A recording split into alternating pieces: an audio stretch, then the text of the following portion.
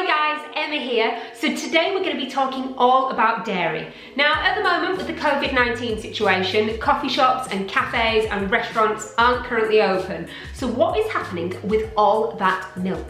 Red Tractor have arranged for me to talk to one of their dairy farmers, Abby, and she's going to be telling me all about what life on the farm is like and how she's adapting to the current situation.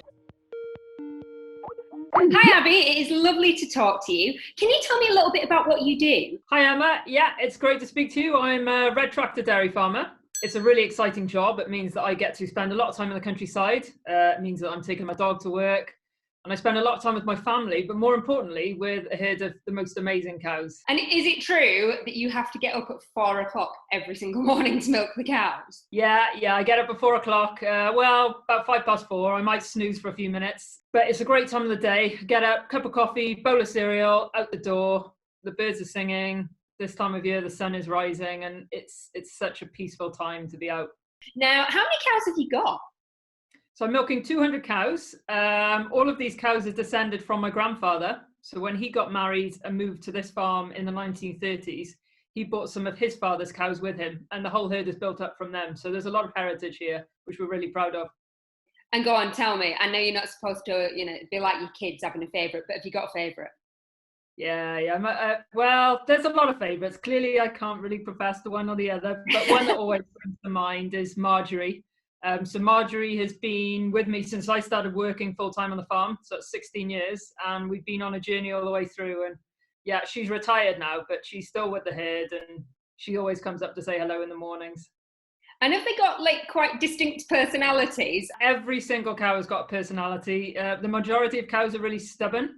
And I might say that I'm the boss, but actually they're the boss. And you can remember all 200 names?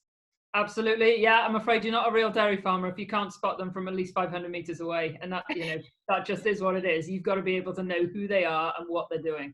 Oh my goodness, that's crazy. So where does your milk actually go?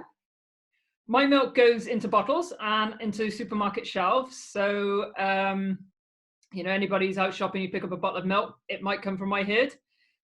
Equally then, some of that milk might also be partitioned off to go into other products in dairy. So that would be yogurt, cheese, butter, ice cream, and all those other things that we associate with dairy as well.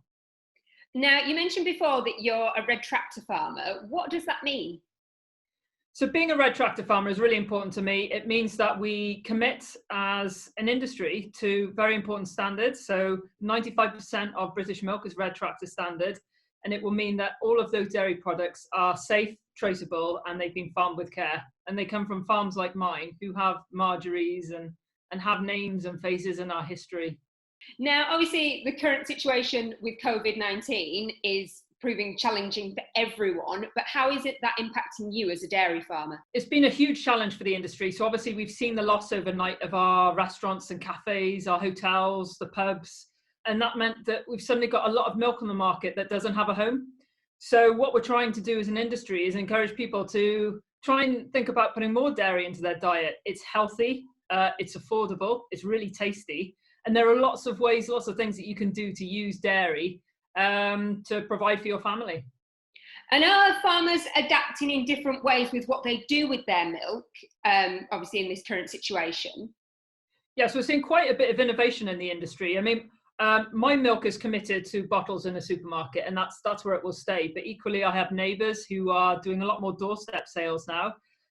We have a lot of people who are thinking about cheese because if you can convert milk into cheese, you can store it for a while. So although there's no market, we can keep putting those dairy into all sorts of places and eventually it can come back out onto the market. And when we think about it, cheese, when you think of cheese in the world, you often think of France, but actually there are more varieties of cheese in the UK than there are in France. And we can be very proud of some of those very strong brands. So, when all this goes away and everything starts to turn to a bit of normality, our British cheese is going to be there for everyone to enjoy.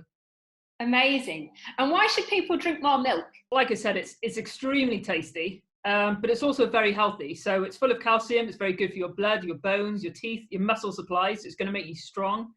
And it's a great sports drink. So it's really good for keeping you hydrated. And it's one that we really recommend that you drink after you've done a lot of exercise.